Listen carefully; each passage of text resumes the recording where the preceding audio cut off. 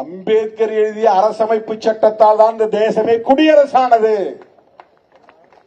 ஞான ஸ்நானம் பெற்றதுப்பாங்க இல்லையா கிறிஸ்டியானிட்டியில. ஒருத்தன் கோயில் சர்ச்சுக்கு போனாலும் வந்தாலும் கூட எப்ப உண்மையான கிறிஸ்தவனா மாறுறான்னா அங்க இருக்கிறவர் ஞான ஸ்நானம் கொடுத்தாதான் உண்மையான கிறிஸ்தவனா மாற முடியும். இந்து மதத்திலேயே இப்படி பூணூல் போடுறாங்க, உபநயனம் கொடுக்கணும்ன்றாங்க. அது பிராமண சமூகத்தில் மட்டும்தான் இருக்கு. அப்ப அதுக்கு பிறகுதான் உண்மையான ஒரு இந்துவா மாற முடியும். அந்த மாதிரி இது உண்மையான குடியரசாக, தற்சார்புள்ள ஒரு அரசாக, ஏகாதிபத்திய சார்பில்லாத ஒரு அரசாக, அந்நியர்களின் ஆதிக்கம் இல்லாத ஒரு அரசாக, தனக்குத்தானே சட்டத்தை கொண்டு இயங்குகிற ஒரு மக்கள் அரசாக மாறியது 1950 ஜனவரி 26. இது நிகழ்ந்தது அம்பேத்கர் அவர்களால்.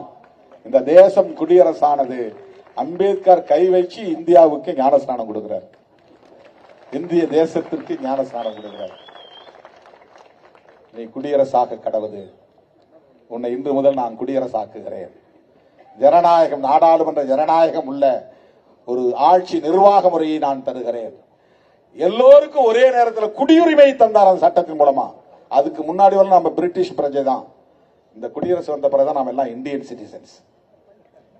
எல்லோருக்கும் குடியுரிமை தந்தவர் புரட்சியாளர் அம்பேத்கர் அரசமைப்பு சட்டத்தின் மூலமா. அப்போ 25ஆம் தேதி என்ன பேசினார்னா, அரசியல் ஜனநாயகம் கிடைச்சிருச்சு, நாம ரொம்ப ஆபத்தான ஒரு கட்டத்தை நோக்கி பயணிக்கிறோம், இங்க சமூக ஜனநாயகம் இல்லை. சமூக ஜனநாயகம் என்ன?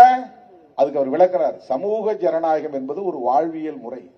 என்ன வாழ்வியல் முறை? சகோதரத்துவம் உள்ள ஒரு வாழ்வியல் முறை. சகோதரத்துவம் இருந்தால்தான் அது சமூக ஜனநாயகம். சகோதரத்துவம் எப்ப வரும்? லிபர்ட்டி, ஈக்குவாலிட்டி இருந்தாதான் சகோதரத்துவம் வரும். இந்த லிபர்ட்டி, ஈக்குவாலிட்டி, ஃப்ரெட்டர்னிட்டிங்கிற 3 வார்த்தையும் ஜஸ்டிஸ் அவர் விட்டுட்டார். இந்த 3 வார்த்தைய ட்ரினிட்டி, திரித்துவ கொள்கைங்கிறார், 3 முக்கொள்கைங்கிறார். இந்த 3 ஒன்னோடு ஒன்று தொடர்புடையவை. லிபர்ட்டி மட்டும் தனித்து இயங்க முடியாது. சமத்துவம் இல்லாம, சகோதரத்துவம் இல்லாம லிபர்ட்டி வேஸ்ட். லிபர்ட்டி இல்லாம சமத்துவம் பயன்படாது. லிபர்ட்டியும் சுதந்திரமும் சமத்துவம் இல்லைன்னா சகோதரத்துவம் இருக்காது. சகோதரத்துவம் இல்லைன்னா சமத்துவம், சுதந்திரம் இருக்காது.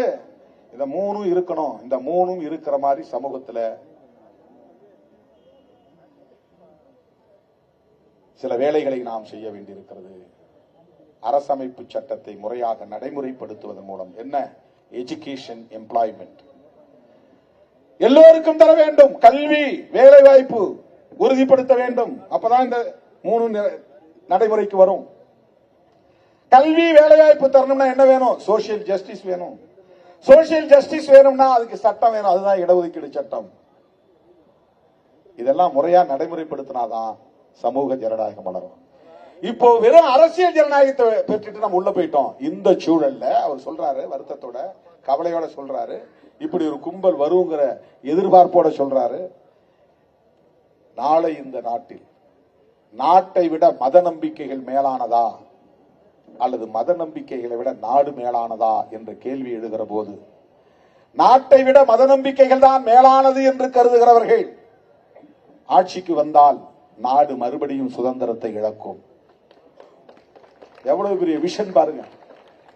இதுதான் விஷனரி லீடர், லாங் விஷன். இதுதான் ரெஸ்பான்சிபிலிட்டி, பொறுப்புணர்வு. அம்பேத்கருக்கு எப்படி கவலை இருக்கு பாருங்க. 1 vote 1 value என்று இருந்தால் போதாது. இங்க லிபர்ட்டி இருக்கணும், ஈக்குவாலிட்டி இருக்கணும், ஃப்ரெட்டர்னிட்டி வரணும்.